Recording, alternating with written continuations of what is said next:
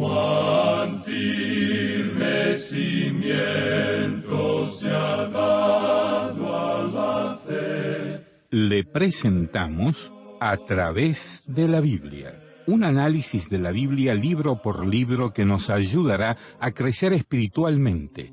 Estos estudios fueron diseñados por el Dr. J. Vernon McGee, destacado maestro y expositor de la Biblia. Acompáñenos en este fascinante recorrido a través de la Biblia. La palabra de Dios. Continuamos hoy, amigo oyente, nuestro viaje por el libro de Apocalipsis y llegamos al versículo 6 del capítulo 8 de este maravilloso libro. Vamos a seguir avanzando un poquito más rápido hoy porque vamos a tocar algunas trompetas, o mejor dicho, vamos a escuchar cuando los ángeles toquen estas trompetas. Eso es algo verdaderamente terrible. Este es el juicio de Dios que viene directamente sobre la tierra. El versículo 6 entonces de este capítulo 8 de Apocalipsis dice: «Y los 7 ángeles que tenían las 7 trompetas se dispusieron a tocarlas». Este es un momento solemne. Ya ha terminado esa media hora de silencio. Las oraciones de los santos se han escuchado. Ya se ha dado la orden para hacer tocar las trompetas. Los ángeles toman una posición de atención, y al tocar las trompetas, la ira divina se desata sobre los hombres rebeldes. El tocar de las trompetas no introduce símbolos de secretos. Las plagas que se mencionan aquí son plagas literales. Este método que existe hoy de evaporar el significado de la Escritura es tan malo como el tratar de negar la inspiración de la palabra de Dios. Es decir, es estar diciendo que Dios no quiere decir lo que dice, y que esto quiere decir algo completamente diferente. Ahora, en el versículo 7 de este capítulo 8 de Apocalipsis leemos: «El primer ángel tocó la trompeta, y hubo granizo y fuego mezclados con sangre, que fueron lanzados sobre la tierra, y la tercera parte de los árboles se quemó, y se quemó toda la hierba verde». Este es un juicio directo de parte de Dios. Su juicio cae sobre toda la vida vegetal, desde el pasto o hierba hasta los grandes árboles. Toda clase de vida botánica es afectada al principio. Notemos esto, sin embargo, que aquí se menciona solamente una tercera parte. Ese es un golpe tremendo sobre la tierra. Y el fuego es el gran enemigo que Dios usa. En el primer juicio global, Dios utilizó el diluvio. Ahora va a ser el fuego. En realidad, amigo oyente, esta tierra va a ser transformada por el fuego, purificada por fuego. Ahora las praderas y los bosques cubiertos de hierbas son destruidos parcialmente por el fuego. Se indica que es la tercera parte de todo esto, y eso demuestra la gran extensión del daño causado, una tercera parte. No es una cuarta parte ni tampoco la mitad, sino que indica una tercera parte. Ahora, aquí está hablando de plantas, de la vida vegetal. Usted recuerda que la vida vegetal fue la primera que fue creada, y es la primera en ser destruida. El primer capítulo de Génesis comienza hablando de la vida vegetal después que se ha establecido el orden en el sentido físico del globo terráqueo. Este es un juicio literal sobre la vida vegetal, de la misma manera que las 7 plagas de Egipto fueron literales. Señalamos anteriormente el hecho de que había una similitud extraordinaria entre las plagas en Egipto y los juicios de las trompetas. Nuevamente debemos decir que esto no es ningún accidente, porque si usted regresa a ver lo que dice el libro de Éxodo, descubrirá que las plagas allí eran algo literal, y cada creyente en la Biblia tiene que estar de acuerdo con esto. Entonces, también debe estar de acuerdo en que las plagas mencionadas en Apocalipsis deben ser aceptadas de la misma manera. No conocemos qué tipo de hermenéutica uno puede usar para interpretar una cosa de una manera en un lugar y de otra manera en otro lugar, a no ser que la Escritura le indique claramente que usted puede hacer tal cosa. Probablemente deberíamos leer lo que nos dice allá el libro de Éxodo. En el capítulo 9, versículo 18 de Éxodo, tenemos lo siguiente: «He aquí que mañana a estas horas yo haré llover granizo muy pesado, cual nunca hubo en Egipto, desde el día que se fundó hasta ahora». Y cuando cayó este granizo sobre la tierra, se nos dice que destruyó la hierba del campo en el país de Egipto. Ahora, en el versículo 25 leemos: «Y aquel granizo hirió en toda la tierra de Egipto todo lo que estaba en el campo, así hombres como bestias. Asimismo destrozó el granizo toda la hierba del campo y desgajó todos los árboles del país. Se nos dice que desgajó todos los árboles del país. Esta era una destrucción del 100%, y en Apocalipsis tenemos una tercera parte de la tierra. Veamos ahora lo que dice la segunda trompeta. Leamos los versículos 8 y 9 de este capítulo 8 de Apocalipsis. El segundo ángel tocó la trompeta, y como una gran montaña ardiendo en fuego fue precipitada en el mar, y la tercera parte del mar se convirtió en sangre. Y murió la tercera parte de los seres vivientes que estaban en el mar, y la tercera parte de las naves fue destruida. Ahora se habla del mar, el cual ocupa la mayor parte de la superficie terrestre, y esto es afectado por el juicio directo de Dios. Y usted recuerda también que es mencionado allá en Génesis que hubo la separación de la tierra y de la mar, y eso ocurrió en el mismo día en que apareció la vida vegetal. Eso lo vemos allá en Génesis capítulo 1, versículos 9 y 10. Es necesario que prestemos mucha atención al lenguaje utilizado aquí. Aquí se está utilizando un lenguaje literal, y debemos prestar mucha atención, por cierto. Juan no está diciendo aquí que una montaña ardiendo cayó o se precipitó a la mar, sino que él dice que era una masa como una gran montaña ardiendo. Es como si fuera una gran montaña ardiendo que se precipitó en el mar, como si fuera una gran montaña. Esta es una diferencia muy cuidadosa en el uso del lenguaje que debemos notar, especialmente cuando es una práctica muy común el amontonar todo lo que se menciona en este libro y llamarlo simbólico. Y eso, por supuesto, le evita muchos problemas a uno, pero es como salir de Guatemala y entrar en Guatepeor. Ahora, la montaña representa algo tan literal y tangible como lo que tenemos allá en Jeremías capítulo 51, versículo 25, donde dice: He aquí yo estoy contra ti, oh monte destruidor, dice Jehová, que destruiste toda la tierra, y extenderé mi mano contra ti, y te haré rodar de las peñas, y te reduciré a monte quemado. Esta masa literal cae a un mar literal, y una tercera parte llega a ser sangre literal, y una tercera parte de todas las criaturas vivientes, literalmente en una mar literal, mueren una muerte literal. Nada puede ser más claro que todo esto. Y también se dice que una tercera parte de las naves, literalmente de las naciones, fueron literalmente destruidas. Si usted, amigo oyente, le permite a Juan que diga lo que quiere decir, lo presenta muy claramente. No hay necesidad de ir de un lugar a otro tratando de encontrar algún símbolo de que esto es algo simbólico. ¿Simbólico de qué? Dios no dice que eso es simbólico. Él lo presenta claramente. Una gran masa o fuerza que es colocada en el océano. No sabemos qué puede ser esto. Usted nos pregunta, ¿por qué es que no sabemos? Bueno, por dos razones. En primer lugar, Juan no nos dijo. Y él no le dijo a nadie tampoco. Esa es la razón por la cual no creemos que nadie tenga la respuesta. Y la segunda razón es esta, que nosotros no esperamos estar aquí en ese entonces para poder leer lo que dicen los periódicos, esas malas noticias que siempre tenemos en los periódicos en el día de hoy. Y estamos seguros que esto continuará, aunque de una manera más profusa, en el período de la gran tribulación. Así es que no vamos a estar aquí para leer eso. Entonces, podríamos decir que esto no nos concierne demasiado, aparte de darnos cuenta de la terrible tragedia que se avecina sobre un mundo que rechaza a Cristo, que en realidad se está burlando, que pone en ridículo la palabra de Dios en el presente. Esto es algo que causa tristeza al corazón del creyente, pero no debemos hacer más de eso. Eso no solo debería afectar nuestros corazones, sino que debería afectar nuestras voluntades y nuestros pies, y comenzar a andar para esparcir hoy la palabra de Dios. Esa es nuestra responsabilidad, y creemos que esa es una responsabilidad solemne. No podemos evitar que ese juicio llegue a la tierra, pero sí podemos predicar la palabra de Dios y reducir la población que quedará aquí en ese entonces. Bien, llegamos ahora a la tercera trompeta. Leamos los versículos 10 y 11 de este capítulo 8 de Apocalipsis. El tercer ángel tocó la trompeta, y cayó del cielo una gran estrella, ardiendo como una antorcha, y cayó sobre la tercera parte de los ríos y sobre las fuentes de las aguas. Y el nombre de la estrella es Ajenjo, y la tercera parte de las aguas se convirtió en ajenjo, y muchos hombres murieron a causa de esas aguas, porque se hicieron amargas. Estamos viviendo en el presente donde se ha dicho mucho en cuanto a la contaminación del ambiente. Es un verdadero problema hoy. Parecería como que el hombre se hubiera anticipado a esta estrella contaminando todas las aguas.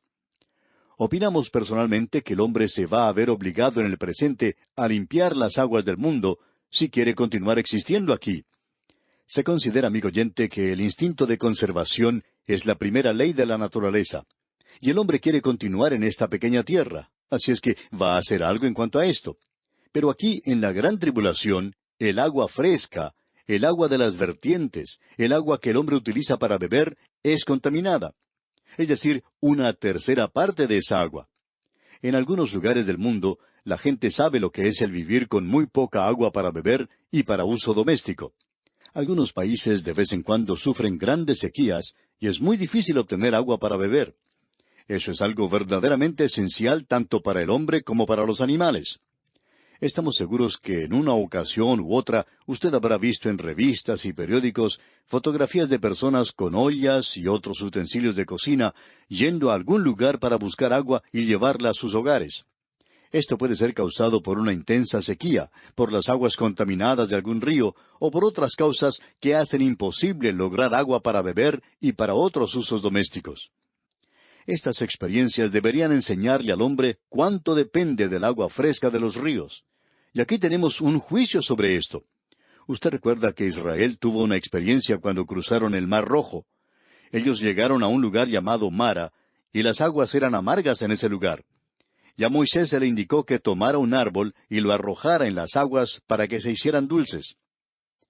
Durante la gran tribulación, las aguas dulces se convierten en amargas por un meteoro, una estrella del cielo. Ahora alguien quizá puede preguntar si esto es una estrella literal. No vemos ninguna razón para pensar de otra manera. Y el árbol que Moisés arrojó en las aguas habla de la cruz de Cristo. Hemos visto aquí el nombre de la estrella que es Ajenjo. Y según Vincent, esto se utiliza aquí metafóricamente de la siguiente manera. Habla de la idolatría de Israel. Eso lo podemos ver en varios pasajes como Deuteronomio, capítulo 29, versículo 18. Habla de la calamidad y la tristeza. Eso lo vemos en Jeremías, capítulo 9, versículo 15, y en Lamentaciones, capítulo 3, versículo 15. Habla de un juicio falso en Amós, capítulo 5, versículo 7. El profeta Amós presentó esto, y muy claramente, por cierto. Esta estrella, pues, es algo literal. Es un meteoro que contiene veneno y contamina una tercera parte del aprovisionamiento de agua de la tierra. Este nombre sugiere que este es un juicio contra la idolatría y la injusticia del hombre. La calamidad y la tristeza son las compensaciones naturales que vienen sobre el hombre a causa de este juicio. Creemos que este pasaje es algo sobresaliente en las Escrituras. Bien, llegamos ahora a la cuarta trompeta. Leamos el versículo 12 de este capítulo 8 de Apocalipsis. El cuarto ángel tocó la trompeta, y fue herida la tercera parte del sol, y la tercera parte de la luna, y la tercera parte de las estrellas, para que se oscureciese la tercera parte de ellos, y no hubiese luz en la tercera parte del día, y asimismo de la noche. Otro aspecto de la creación de la cual depende la humanidad en esta tierra para ser provista de luz y vida es el sol, y en un menor grado el hombre depende también de la luna y las estrellas. Fue en el cuarto día de la creación que estos cuerpos celestiales aparecieron. Habían sido creados antes, pero fue entonces cuando fueron iluminados. Y ahora es como si esta luz fuera apagada en una tercera parte de la tierra. Dios había permitido que estas luces iluminaran, la lumbrera mayor para que señorease en el día, y la lumbrera menor para que señorease en la noche, dice en Génesis 1:16. Estas lumbreras eran también para servir de señales para las estaciones. El Señor indicó que en la gran tribulación habrá señales especiales en los cuerpos celestiales. El Señor Jesucristo mencionó eso allá en el Evangelio según San Mateo, capítulo 24, versículo 29, donde dice, «E inmediatamente después de la tribulación de aquellos días, el sol se oscurecerá, y la luna no dará su resplandor, y las estrellas caerán del cielo, y las potencias de los cielos serán conmovidas». Bueno, las leyes de la naturaleza son alteradas radicalmente por estas perturbaciones. Hay una definitiva limitación de solo una tercera parte de la luz y del día que es afectada, pero la intensidad de la luz es reducida en una tercera parte de su potencia en vatios, digamos. Hoy se habla mucho en cuanto a una reducción de la energía, una falta de energía. Amigo oyente, vendrá una reducción muy grande a esta tierra algún día. En cierta ocasión, en una ciudad industrial del nororiente de los Estados Unidos, hubo necesidad de cerrar muchas plantas o fábricas, y varios miles de trabajadores fueron dejados cesantes, y muchos comenzaron a abandonar la ciudad. Y uno de estos chistosos, que nunca faltan, puso un cartel a la salida de la ciudad que decía: «El último que abandone la ciudad, por favor, apague las luces». Bueno, amigo oyente, Dios está listo a apagar las luces de esta tierra. Sin embargo, el Señor dijo claramente allá en Génesis, capítulo 8, versículo 22, «Mientras la tierra permanezca, no cesarán la sementera y la siega, el frío y el calor, el verano y el invierno, y el día y la noche». Creemos que existe algo muy interesante en conexión con esto, y queremos citar lo que dijo Roberto Govet. Dice él: «Es así que aún continúa el día, aunque su brillantez se ha disminuido. Dios muestra su derecho a cuestionar el derecho del hombre en cuanto al pacto. Él no ha cumplido con los términos de ese pacto. Sangre por sangre no es derramada por las naciones. Para ese entonces, el mandato de dar muerte al asesino es negado por el mundo a través de una filantropía falsa». Este es otro aspecto de la pena capital. Hay jueces de corazones demasiado tiernos, y cabezas tiernas también, que quieren acabar con la pena capital y dejan que los criminales anden libres en este mundo del presente, y esto es lo que ha sucedido. El hombre continúa dirigiéndose en esa misma dirección. Amigo oyente, Dios dice que Él dio un mandamiento o un pacto en el cual el hombre debería proteger la vida humana. Y uno protege la vida humana cuando castiga a los criminales y cuando los quita de esta vida. Amigo oyente, eso sirve para disuadir el crimen, y cualquier persona que diga que no sirve para disuadir el crimen, tiene que ser como un avestruz que esconde su cabeza en la arena, porque es muy obvio que sirve para disuadir el crimen. Amigo oyente, aquí tenemos algo muy destacado, por cierto. Nosotros creemos que la pena capital será abolida por el anticristo, si eso no llega a ocurrir antes. Ahora el versículo 13, el último versículo de este capítulo 8 de Apocalipsis, dice: «Y miré y oí a un ángel volar por en medio del cielo, diciendo a gran voz: ¡Ay, ay, ay de los que moran en la tierra, a causa de los otros toques de trompeta que están para sonar los 3 ángeles!» Cuando se toca la cuarta trompeta, se hace un anuncio de una rara intensidad de ayes en el juicio que viene sobre la tierra, y las últimas 3 trompetas están separadas de las primeras 4 y son trompetas de ayes. Ahora aquí tenemos a un águila. Este es un águila en lugar de un ángel hablando. La palabra traducida como ángel al principio de este versículo significa literalmente águila. Y quizá usted pregunte: bueno, ¿es un águila literalmente? Porque está hablando. Bueno, amigo oyente, si Dios puede hacer que un loro hable, y también otras aves, ¿por qué tiene usted dificultad de que hable un águila? Y es interesante que Él eligió un águila aquí, porque el Señor Jesucristo dijo en Mateo capítulo 24, versículo 28, «Porque donde quiera que estuviera el cuerpo muerto, allí se juntarán las águilas». Y eso será después de esa gran batalla de Armagedón. Y con esto, amigo oyente, concluimos nuestro estudio de este capítulo 8, y Dios mediante, en nuestro próximo programa, entraremos a estudiar el capítulo 9 de Apocalipsis. Que Dios le bendiga, es nuestra más ferviente oración. Continuamos hoy, amigo oyente, viajando por el libro de Apocalipsis, y llegamos al capítulo 9 de este maravilloso libro. Y aquí podemos observar que se tocan las últimas 3 trompetas. Estas últimas 3 están separadas de las primeras 4, por el hecho de que aquí tenemos 3 trompetas de ayes. Es decir, que se nos dijo en el capítulo 8, versículo 13, «Y miré y oí a un ángel volar por en medio del cielo, diciendo a gran voz: ¡Ay, ay, ay de los que moran en la tierra, a causa de los otros toques de trompeta que están para sonar los 3 ángeles!» Aquí tenemos entonces estas 3 últimas trompetas. Prácticamente hablando, amigo oyente, hemos entrado a una porción que tiene mucho significado y es muy simbólica en cierto sentido. Pero queremos hacer una declaración en cuanto a esto. Nos encontramos ahora en una sección que es muy misteriosa y extraña. Esta es una sección que hasta lo hace sobresaltar a uno, y esto ha provocado que se llegue a presentar toda clase de interpretaciones. Amigo oyente, es necesario plantarnos bien en la tierra y colocarnos bien la cabeza, y si hacemos esto, vamos a ver que las cosas que se mencionan aquí no deben sobresaltarle si es que usted es un hijo de Dios. Usted no va a pasar a través de estas cosas. Esto no es la bendita esperanza de la Iglesia, el pasar o soportar cosas como las que se mencionan aquí. Esto es para un mundo que ha rechazado a Cristo. La Iglesia ha sido sacada ya de este mundo. Estas son las cosas que sucederán en el período de la gran tribulación. Juan ha presentado claramente que él está hablando en cuanto a ese período en esta sección en particular, y es el tocar de estas 7 trompetas. Hemos llegado ahora a las últimas 3 trompetas. Esos ayes señalan la tiniebla más profunda y la intensidad más dolorosa del período de la gran tribulación. Esto por lo general es asociado con los últimos 3 años y medio de la 70ª semana de Daniel, lo cual es el período de la gran tribulación. Estos serán los días más tenebrosos de la historia humana. Debemos decir que el lenguaje utilizado en esta sección es en realidad de muy difícil interpretación.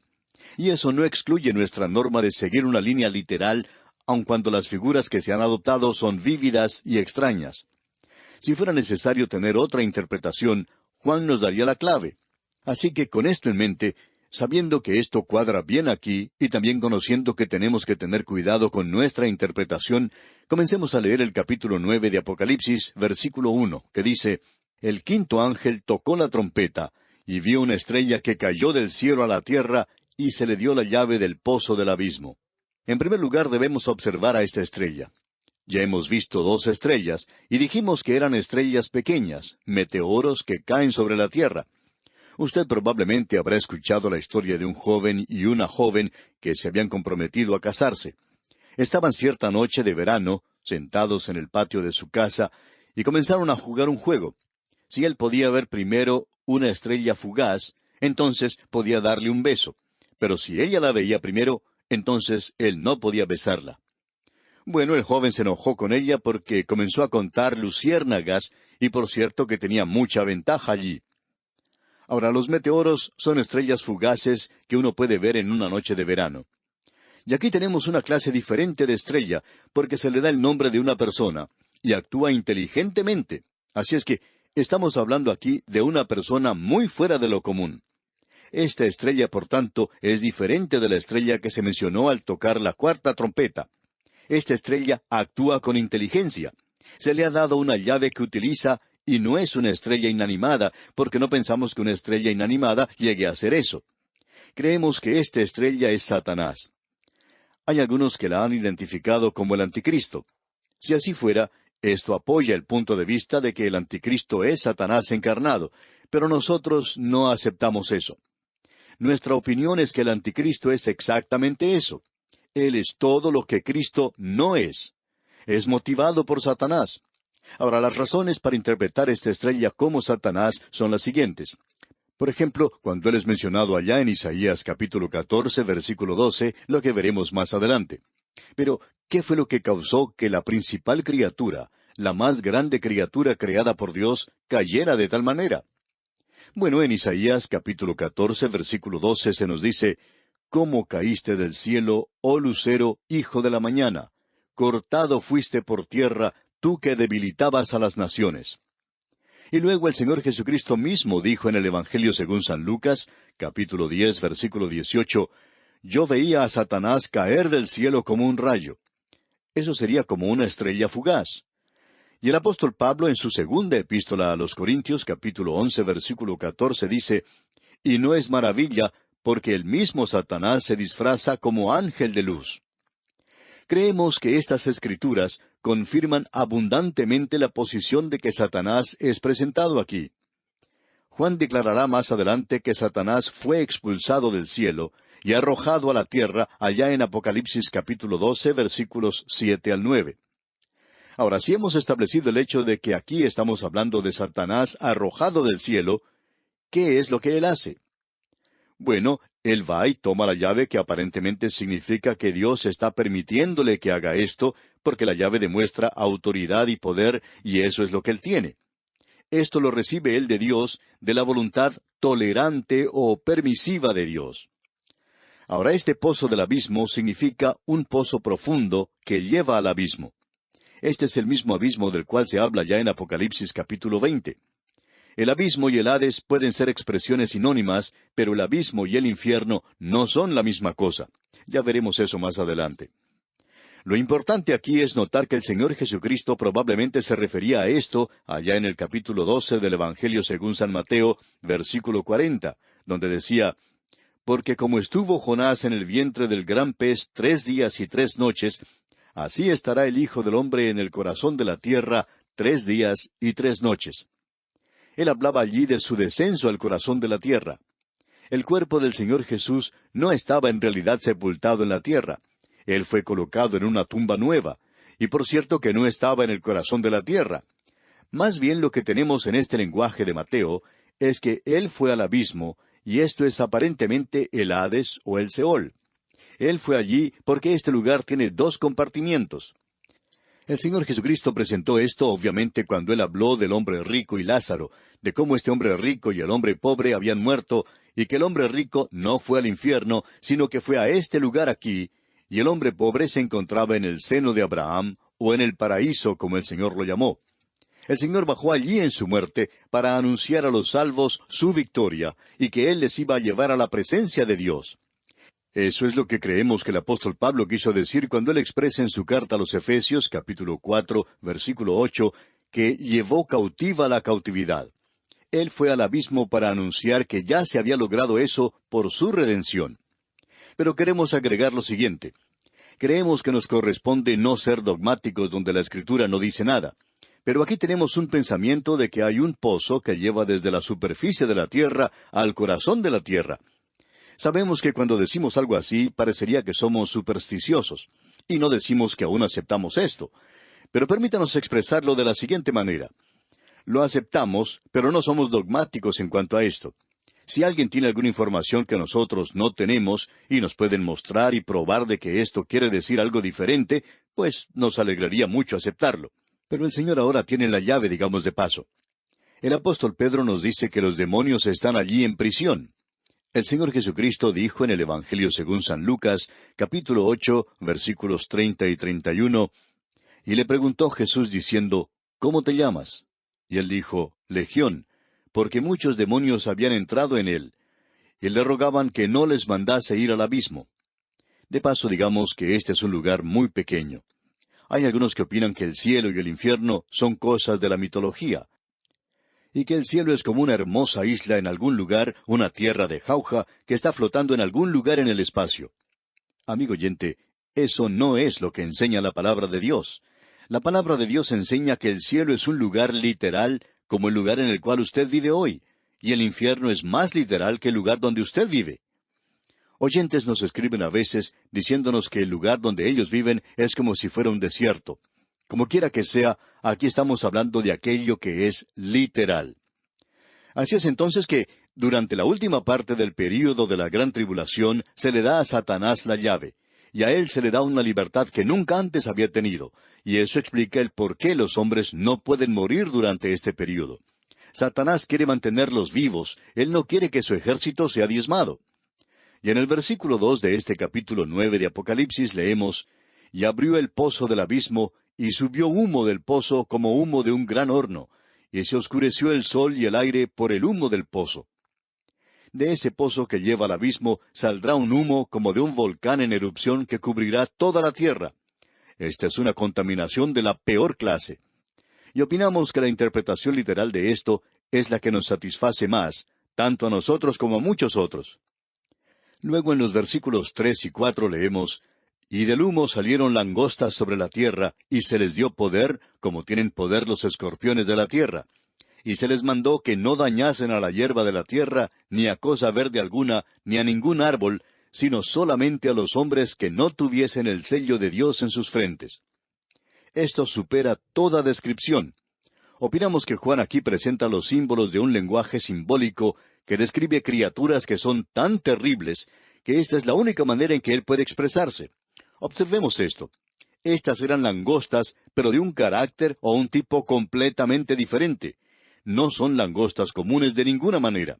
En primer lugar, no comen ninguna clase de vegetales ni productos de la tierra. Sabemos que las langostas del día de hoy no comen otra cosa sino las cosas verdes, y aquí éstas ni siquiera tocan lo verde. Y luego, las langostas de la tierra no tienen rey. Eso se nos dice allá en Proverbios capítulo 30, versículo 27. Las langostas que no tienen rey. Pero éstas tienen un rey.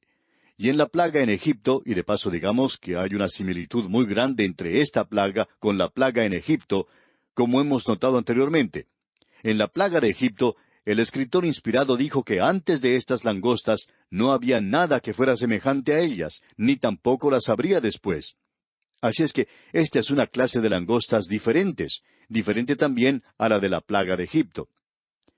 Otra cosa que destaca Govet en cuanto a estas langostas es que son criaturas que tienen un parecido con los nombres literales de los animales: el león, el caballo, el escorpión y el hombre.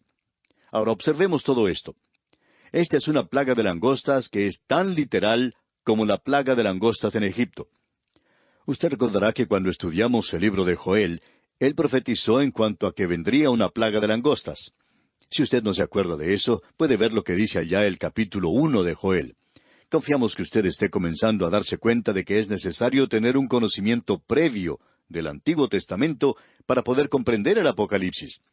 La diferencia entre las langostas aquí y las langostas que menciona Joel es el carácter de estas langostas y el objetivo o blanco de su destrucción. Ellos pican como un alacrán, como los escorpiones, y su blanco son los hombres malos. Luego en el versículo 5 de este capítulo 9 de Apocalipsis leemos: «Y les fue dado no que los matasen, sino que los atormentasen 5 meses, y su tormento era como tormento de escorpión cuando hiere al hombre». El cuerpo del escorpión se parece al de una langosta de mar, y habita en casi todas las regiones cálidas y templadas del globo. Su cola termina en una uña acerada, y aunque su picadura no es mortal, por cierto que es muy dolorosa. Pues bien, ese es el cuadro que se nos presenta aquí. Estos fueron mencionados por Josué, y estamos dedicando un poquito de tiempo aquí, cuando Josué menciona al tábano. Allá en el libro de Josué, capítulo 24, versículo 12, leemos: «Y envié delante de vosotros tábanos, los cuales los arrojaron de delante de vosotros, esto es, a los 2 reyes de los amorrheos, no con tu espada ni con tu arco». Usted puede darse cuenta que los hijos de Israel estaban familiarizados con el Antiguo Testamento. Los creyentes en aquel día comprenderían lo que él está diciendo en cuanto a estos escorpiones. Ahora el versículo 6 de este capítulo 9 de Apocalipsis dice: «Y en aquellos días los hombres buscarán la muerte, pero no la hallarán, y ansiarán morir, pero la muerte huirá de ellos». Esta es la razón por la cual dijimos que Satanás había recibido la llave del pozo profundo. Evidentemente es el Seol del Antiguo Testamento y el Hades del Nuevo Testamento, y eso lleva al abismo. Y allí es donde el espíritu de los que murieron en los siglos pasados han ido, y allí fue el Señor Jesucristo a anunciar la redención que Él había logrado en la cruz. Satanás no quiere que esa multitud muera. Es la única multitud que él tiene, y están siendo atacados por estos escorpiones. Así es que los hombres, durante este período, tratarán de cometer suicidio, pero no podrán hacerlo. Y esto nos revela algo de lo terrible que será aquel día. Satanás los hiere porque se está llevando a cabo una batalla entre la luz y las tinieblas. Hay otros que opinan que quizá Dios no permitirá que ellos mueran porque el hombre pecaminoso debe hacerle frente a las consecuencias de las cuales no hay escape. No es asunto de risa, no es chiste el rechazar a Jesucristo. Amigo oyente, no es algo simple el ignorarle. Usted escucha que la gente dice que hay tantas cosas que son importantes en esta vida, y estamos dispuestos a admitir que muchas cosas ocupan un segundo, tercero o quizá un cuarto lugar, pero lo más importante, amigo oyente, es su decisión en cuanto a Jesucristo. Y con esto vamos a llegar ahora al versículo 7, y vamos a tener que dejar esto para nuestro próximo estudio, cuando hablaremos más en cuanto a estas langostas, porque se nos describen aquí muy bien, y amigo oyente, aún la descripción supera toda la descripción. Y aquí nos detenemos por hoy, amigo oyente. En la continuación de este estudio volveremos en nuestro próximo programa. Mientras tanto, le sugerimos leer detenidamente los siguientes versículos de este capítulo 9 de Apocalipsis que estamos considerando. Es nuestra ferviente oración Que el Señor le bendiga. Y así terminamos por hoy. Escríbanos y cuéntenos qué le pareció y cómo le ayudó el estudio de hoy. Si desea recibir las notas y bosquejos de lo que estamos estudiando, suscríbase gratis en nuestra página en Internet. Esta es la dirección: a través de la Biblia.org/notas. A través de la Biblia.org/notas. Repito, a través de la Biblia.org/notas. Si desea escuchar nuevamente el programa o si se perdió alguno de ellos, vaya a través de la Biblia.org/recursos. Repito, a través de la Biblia.org/recursos. A través de la Biblia.